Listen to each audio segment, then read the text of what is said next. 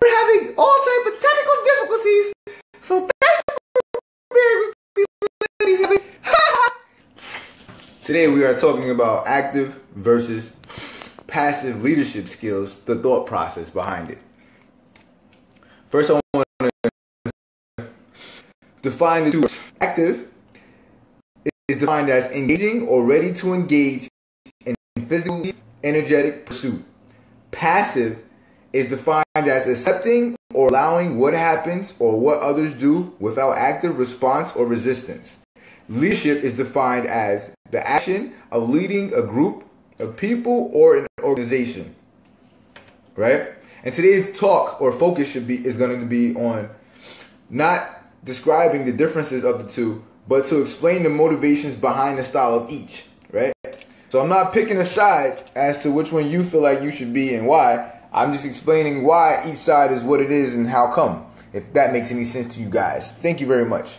So, I want to start off with a story of active leadership and passive leadership. So give me a second, guys. Had to relocate to the living room. Today, it just won't pop off of me, so I definitely thank you guys for bearing with me. Candy said the third time's a charm, and I'm making sure I'm staying here and trying. What did he say? Winners never quit and quitters never win. So, the story I'm going to be talking about is about Jesus. It's coming from Matthew 4. Real quick, and say, I want to thank my pastor and my bishop because they bought me a book and has my name on it, Antoine Stewart. Just thank you. Appreciate y'all guys. Alright, so the point I want to make today is how Jesus displayed active leadership. He didn't let his belief change because somebody was tempted and he would be liked. Now, a big portion of passive leadership is wanting to be liked. So you do things to let others like you because you have insecurities in yourself, right? Now, that's a big portion of it. I'm not saying every passive leader does that, but that's a big problem with passive leadership. Now, active leadership, it takes for what determines which style of active leader or which style of leadership you choose is your belief behind what you're doing. Now, Jesus had a strong belief, and his belief was, "I serve thy God," and that's it. So the devil tried to come to him and say, "Hey, look, Jesus, just turn some of these stones." Jesus didn't display passive leadership by turning a few rocks and pebbles into breadcrumbs. He said, "You know what? I'm not doing that. That's not what I believe in. I believe in the mission." So he displayed active leadership by believing in the mission. Don't do that. And by him doing that, he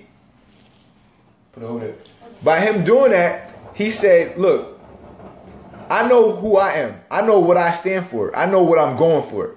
Right? And that's him displaying active leadership. Now, let me show you a flip side to that, right? Now, I was a passive leader in the military. I'm going to tell you, my motivation behind it was I didn't want to be there. I didn't want to do anything. I didn't believe in the mission. I didn't have a strong belief in what I was doing. I just was passing time. So what I did was, and you would think I was a great leader. People would think, oh, Stu did his thing, blah, blah. No, I really didn't. And during my time period, I was trying to give you guys a quick story of how my superior, Shane Welsh, he was a senior chief at the time. He was telling me, "Hey, look, Stuart, you're going to be a plague to all the people that work underneath you." And I understand what he meant. I just was like, you know what, I don't care, it's whatever. I have 15 plus guys at one time working around me, listening to me, and I was displaying passive leadership because I didn't want to be there. So what did my guys take on? They were looking by my example of how I led them, and they developed passive leadership. They started not caring about their work. They started not having pride in their stuff. They started not believing in the mission because my belief wasn't strong enough to drive them. So they didn't want to do their job neither, right? So what I'm saying is that I only did that because I wanted to be liked. Now, I wanted to be liked. I wanted things to go easy. I said, guess what? If they like me, they'll work for me. That's not necessarily the deal. They liked me, so they took advantage of it. And they did a whole bunch of other stuff that I wouldn't want them to do. And they took advantage of the situation, and they was getting away with murder. I mean, not saying they was killing anybody, but they definitely was killing ours because they wasn't doing anything, right? Not going to put no names out there because we was getting away with murder. But my point is, what I'm trying to say is that I displayed an passive style of leadership because of my belief and motivation that put me in that situation in the first place, right? Now, how you thinking like, well, how does this relate to me? I'm not a leader at my job, or I'm not a leader, blah, blah. We are a leader of leaders, because if you think about it, right? When you become a parent, do you not become a leader? Oh, but Chaz, I don't have any kids, right? Okay, let's take it out the kids world. You're a leader of yourself. You have to show discipline, accountability to yourself. That all this is leadership skills, right? Now, if you don't have this, how are you going to be able to govern yourself or others? You're not. You can't, like, a lot of people don't understand is as to why they can't achieve greatness for themselves, based on whatever they're looking for, is because, how can I say this? I'm just going to say it straightforward. Because they're a passive leader to themselves. And if you're a passive leader to yourself, you're not going to get anywhere. So let's relate this to other situations and areas in life. Ready? And on your job, if you're a passive leader at your job, right, you may get overtaken by somebody underneath you who's more hungry. You may put yourself in a position to get fired now because you don't really care about you don't have the belief behind the mission of what the company wants. In a relationship, you're a passive leadership, you're a leader in your relationship. Guess what? You're trying to make the other person happy above all means. You're not thinking about the goal of the relationship, which is to be together and build strong empire. You're thinking about, oh, well, I don't want this person to be angry. Oh, well, I don't want the person not to like me. Or I don't want this person to leave. And by you becoming passive in your relationship, you let them get away with murder, right?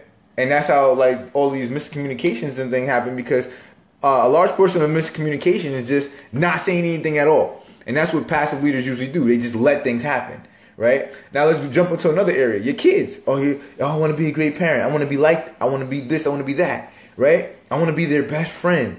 Yeah, it's nice to be your kids' friends when they get older.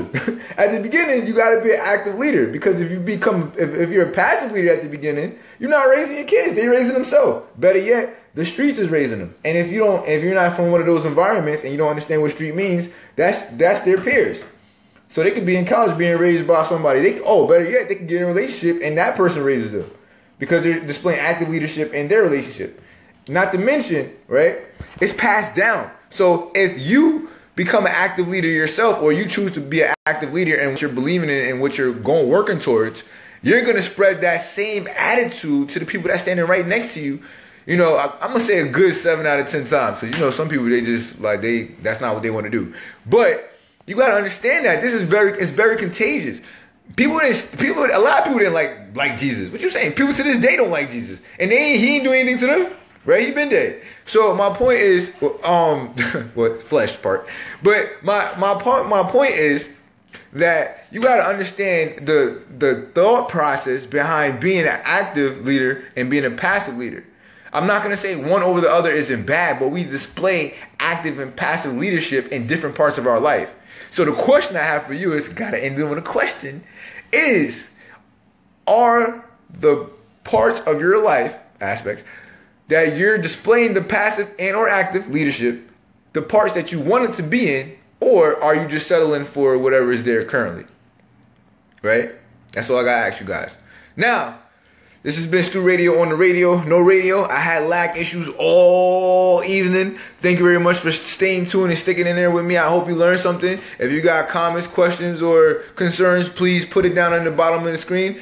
I will post any links, and the Bible verse that I read was Matthew 4. Is down from 1 to, I think, verse 8. And that's that. If you have anything else, let me know. You know how to contact me. Like, share, love me. Tell me I did something wrong. Hate me. And I will talk to you guys later. Appreciate everybody for tuning in, and I love you guys. Wow.